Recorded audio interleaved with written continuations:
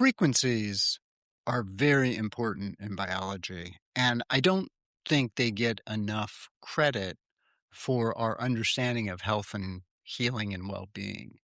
Today on the Ask Dr. Gill podcast, I want to talk about frequencies and how they impact our healing and our health abilities. So stay tuned.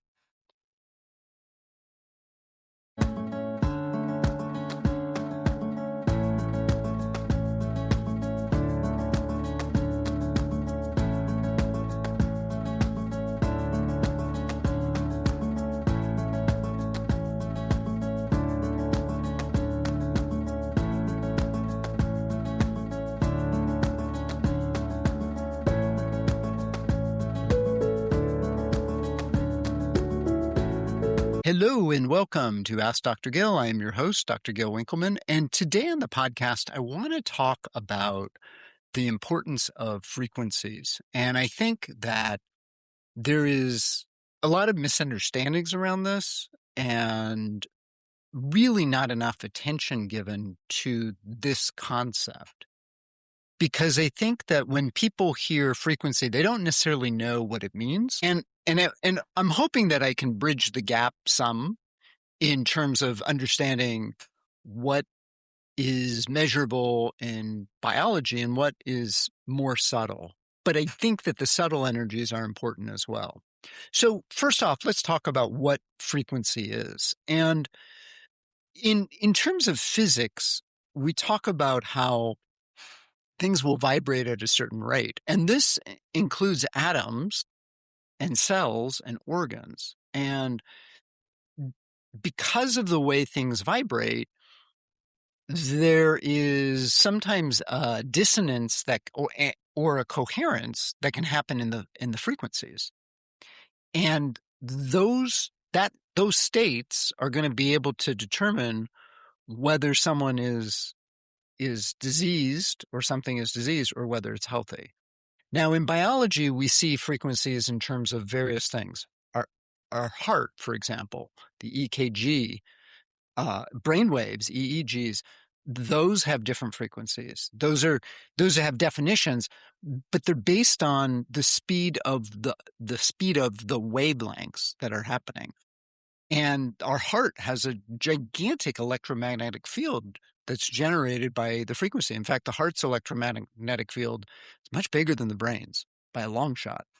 And those frequencies and those fields that are created from the frequencies affect our health systems. And unfortunately, by the way that medicine is taught, we don't think in those terms other than brainwaves and heart, and EEG and EKG, and to a certain degree, muscle frequencies as well. But these are really important to understand health and disease. Where I'm going now a lot in my practice is around frequencies and emotions, because I think that emotional frequencies affect the frequencies of our organ systems as well, right? And our cells. And so it is very much that the emotions create neurochemical changes. We know that. And my suspicion is that this is a frequency shift that does it. And it could be why we see disease states happen, but it also can be why we see spontaneous healing happen. So, and, in terms of this, I'll just throw this out there that as a physician, if someone breaks their arm, we can set that bone, but we don't heal the bone. There's something else that's healing that. And there certainly are treatments that we've seen that use microcurrent and frequencies to help that go faster. But there's something going on in the body that we really don't fully understand how that happens. The fact that it heals isn't what's amazing, although that is pretty amazing. But the fact that it goes back to the state that it had been in, that's amazing. It's like if you cut a plant back, it's not going to become a kangaroo, right? even though, and I'll even go a little simpler. If you cut back a raspberry plant, it's not going to become a strawberry. And that's amazing. Like, think about that for a minute. We take that for granted, but it's very much about the frequencies and the patternings of the plants, right? And there's evidence to suggest that there's frequencies in DNA. I won't get into that in this discussion. So let's talk a little bit about frequencies in terms of how the body is an electrical system. Now, one of the things that is a pet peeve of mine is about neurotransmitters, because the idea that things kind of diffuse across these cell membranes and then meet and then go into another cell membrane, in other words, at the synaptic junction. And I'm not denying that does happen. But to say that's how neurotransmission is happening, I don't think that's the case. It's way too fast for that. So we know that the nervous system, that there's an electrical current happening. This is what we're measuring when we do an EEG. And we can measure the brain waves because of the electrical patterns. These are frequencies. These are electromagnetic frequencies. The heart, which is the strongest one, as I mentioned, that is a frequency. And this is where heart rate variability is so important, because that's creating changes in the frequency that are actually healthy for us. Ideally, I mean, in theory, they can be unhealthy. So the thing that's interesting is that there's frequency changes that happen between cells that are ways that the cells communicate with each other. And so if that's disrupted, then the communication could be disrupted too. And by the way, this is the theory on why Wi-Fi might be dangerous to our health, is because there are frequencies that are happening in these states. Now, I haven't looked at the research on this recently. I know that there were certain things that were discussed with certain frequencies that could be dangerous. I will say this, that as far as this goes, I do think our brains in particular have a protective mechanism from these frequencies. And this is why you can't do neurofeedback holding an iPhone up to your head, even though it is bombarding your brain with something that I think that it's probably at such a high level, the brain has a way of filtering it out. It's kind of like if you ever watch Star Trek, when they had shields that they put up to stop the enemy lasers from hitting their ship. I think that our brains do something like that. And I know that sounds a little kind of far-fetched, but in my experience with doing neurofeedback, I've seen that some people, if I turn it up too high, it doesn't do anything. And so that's kind of the piece that I've seen. And in fact, I've had patients who, the higher they go, the worse they get, or the less it helps. And I'm not talking just about my system, like they do other systems and they have adverse reactions, or it just doesn't do anything. So it's kind of an interesting little thought. And by the way, I've talked to other practitioners who've said something similar. So now, when things get dysregulated, when frequency gets dysregulated, that's when we start to see problems in the body. And the question is why do they get dysregulated? Now that will become a bigger question, but one of the things that we see is chronic stress can lead to these patterns in frequencies, and it will then suppress immune function, digestion, you get mitochondrial issues, anything related to that can create that. Now, trauma can lead to this. And part of this, I think, happens is that people get stuck in loops as a result of the incident or incidents. And those loops perpetuate a frequency that is not creating a vibration that is helping the cells. And so this may be the patterning towards inflammation, we know that inflammation can disrupt cell signaling, and we're starting to understand the patterns of this as well. And, emotional suppression can lead to changes in our frequencies as well. And this will then lead to changes uh, in our health. And this is part of the reason why I am putting together more workshops and courses to help people understand this, because I think this might be a part of the missing piece and puzzle piece as to why people have trouble healing sometimes. So I'm going to take a quick break. And on the other end of the break, we're going to talk about pathways to re-regulation and healing. So stay tuned.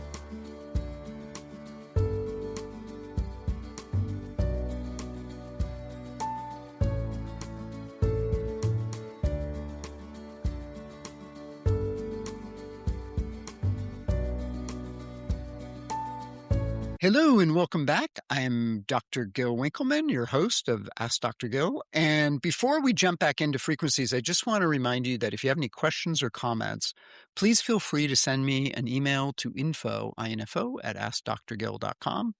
And I will hopefully be able to get back to you and give you some information, or if you have a topic for the show, let me know. That would be awesome. So one of the things that I think is important is to understand ways that we can change in our frequencies, that we can, to use a new age term, raise our vibration. And, the first thing that comes to mind is breath work, because with breath work, you're working towards bringing more coherence into the heart, which resets vagal tone. So what is coherence?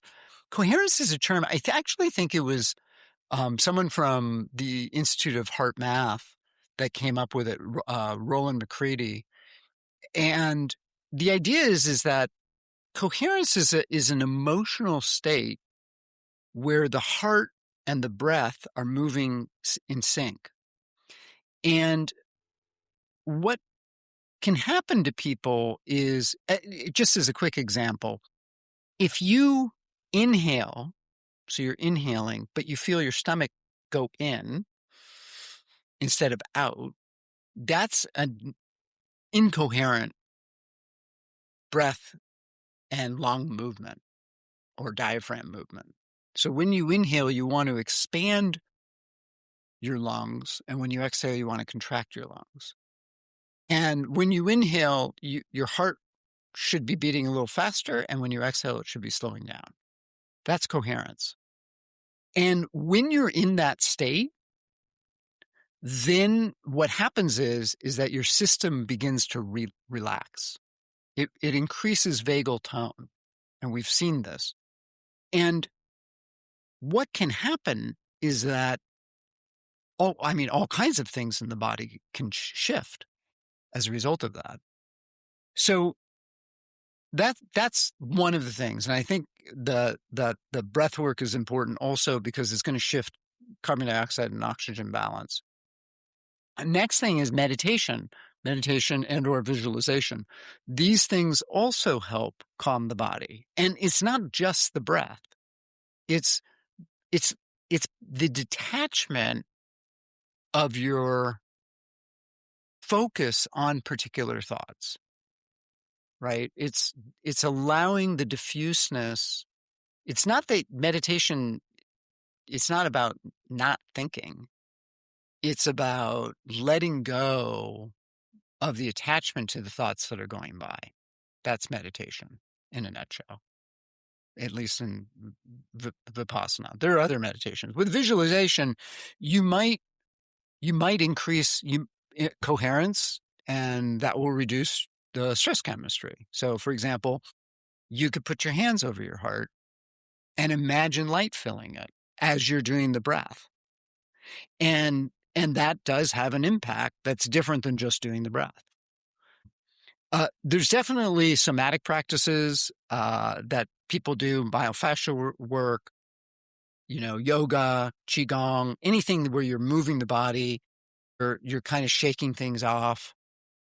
Those things can be useful in terms of letting go and releasing. Now, one of the things that might be a little more woo-woo, but I think there's definitely something around this is sound healing.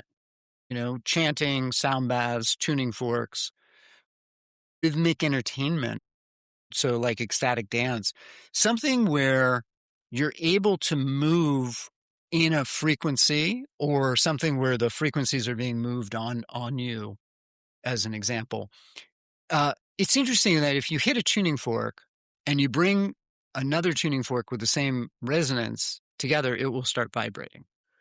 And while we normally think of this in terms of a destructive force, like you use a tuning fork to shatter a crystal, that sort of thing, or my favorite from physics class, which is the wind coming through the Tacoma Narrows and basically destroying that bridge, which was just mind-boggling. And it had to do with the frequency of the metal and the way they built the bridge that was causing the bridge to twist and torque until it just finally shattered.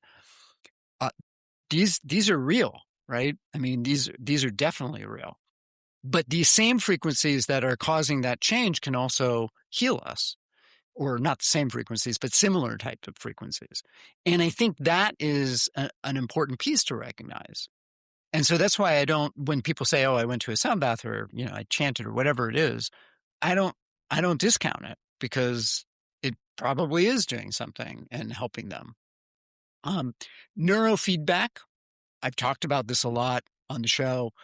And neurofeedback is really, really important, I think, in terms of helping repattern brain frequencies and brain waves and helping the brain to kind of calm down, like lowering the tension, if you will, in the brain, or bringing up the excitability if it's too low, which is what we see with head trauma, with concussion and so forth, because sometimes things shut down.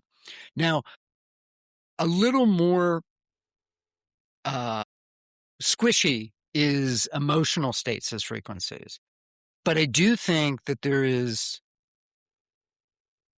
evidence enough around this that it is worth exploring. And that is that feelings of love, feelings of gratitude, feelings of safety are immensely important in terms of shifting our physiology and changing our cellular state. Now, I will put a caveat here, and that is that oftentimes when people slow down, symptoms arise, and that can be physical or emotional, right? And this may be why people have issues in new relationships after a while. It's not that necessarily that you realize, oh, this person isn't who you thought they were. It's that your own stuff is coming to the surface as a result of the connection. And similarly in the body, I think what can happen is that as we slow down and start to not be as stressed, that things start to repair, but that will feel like symptoms. And so I think there's a parallel there, right? It's kind of like people don't want to go to therapy And the reason they don't want to go to therapy sometimes is because they know that they're really, angry at their mother, for example, but they don't want to admit that they're angry at their mother. And so as soon as you go, you start to realize that, and that becomes a problem because you still have to deal with your mother or spouse or whatever, father, whatever it is. It's that awareness. Before there was awareness, there was no problem because there was no awareness. Now, the problem was still there. You just weren't paying attention to it, right? And I think that becomes part of that frequency, right? That's changing the frequency. But once you kind of can see it, then you can start healing it. I think that this, topic, we would basically call it as energy medicine. And I think that there are lots of different tools out there, and I don't want to go through all of them, but there's lots of these tools that are there that can help people shift their frequencies. And I think that it's also important, and I want to just make this point real quick, that this isn't to blame people with illnesses. And just because you have an illness isn't necessarily because you're in low vibration. I just want to make that clear. It's not about blame. It's not about spiritually bypassing anything. The purpose of this is to help people in their healing. And I think understanding that there's an issue in the frequency levels gives you another tool towards your healing. And if you tend to go to either shame or self-blame, I think that's a piece that needs to be looked at separate from whatever tool you're using, right? And I bring this up because it's so common. It's so common for people to feel shame for the disease that they have, or to blame themselves for the disease that they have.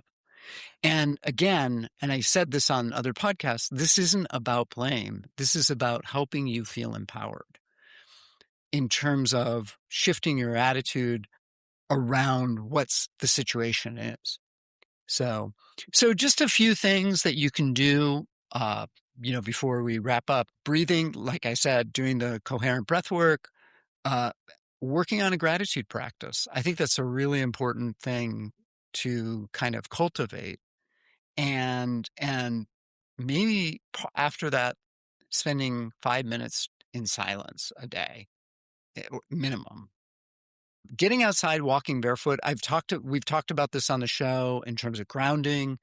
Dr. Tom and I were discussing that, and having time outside in nature is, I think, really, really important in terms of helping your vibrational frequency. If you can get out in nature, I happen to be live in a place where I can pretty much do that all year round. I can either go to the woods or go to the ocean. And that is really healing for people. So just want to reiterate that the important thing is that when you change patterns, you're also changing your frequency. And when you change your frequency, you might become more aware of your patterns, which can be very painful until you deal with it. And then you can release it. And that's kind of where the health and healing comes from. So check out my website, by the way, because I have offerings and I have some new stuff coming in terms of nervous system work, shadow integration work, and some workshops that I'm going to be doing. And if you want to reach out, again, the email is info at askdrgil.com. And you can also fill out a form if that's easier on my website at askdrgil.com. Thank you so much for joining me, and I look forward to seeing you next time.